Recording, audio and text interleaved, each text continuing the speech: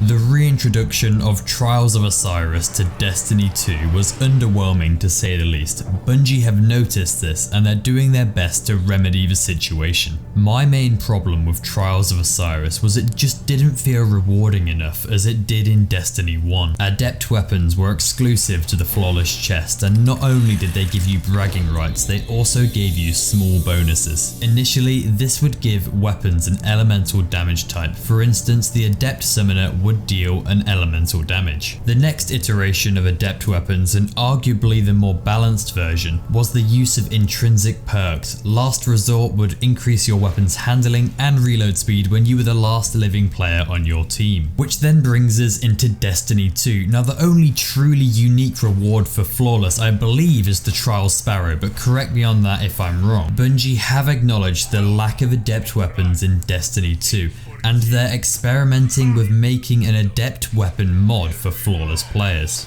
Now, in my opinion, all they need to do is put Celerity as a perk or Last Resort or whatever, and that would be fantastic, but having a mod slot would be really cool to pick and choose what sort of perk you want in that extra slot.